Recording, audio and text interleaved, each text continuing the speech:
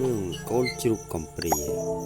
នៅក្នុងចំការមួយមានកូនជ្រូកតូចឈ្មោះពុទ្ធីជាកូនជ្រូកកំព្រាពីព្រោះឪពុកម្ដាយគាត់បានបាត់បង់តាំងពីតូចមកម្ល៉េះគាត់រស់នៅម្នាក់ឯងជាមួយនឹងអារម្មណ៍ឯកាថ្ងៃមួយពុទ្ធីដើរចេញពីកន្លែងនៅដើម្បីស្វែងរកអាហារនៅចន្លោះវាលស្រូវគាត់បានជួបក្រពើចាស់ម្នាក់ឈ្មោះសំអល់ក្រពើមើលពុទ្ធីហើយសួរហេកូនជ្រូកតូចអ្នកនៅទីនេះម្នាក់ឯងឬពុទ្ធីព្រមព្រៀងថាគាត់មិនមានគ្រួសារហើយរស់នៅដោយខ្លួនឯងសំអល់ស្ដាយសំណាងគាត់ហើយបានអញ្ជើញគាត់ទៅរស់នៅជាមួយគាត់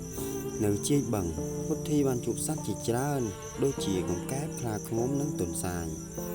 ពួកគេបានតាក់ទងគ្នាដោយមិនគិតថាពុទ្ធីខុសគេឡើយពុទ្ធីមានអារម្មណ៍ថាទោះបីជាគាត់គ្មានឪពុកម្ដាយតែមិត្តភក្តិថ្មីរបស់គាត់ទាំងនេះបានផ្ដល់នូវក្តីកក់ក្ដៅឲ្យគាត់ជាច្រើនណាស់ចុងក្រោយពុទ្ធីបាន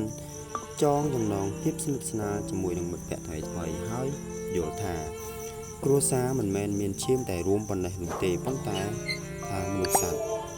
ដែលចេះថែរក្សានិងស្រឡាញ់គ្នាផងដែរ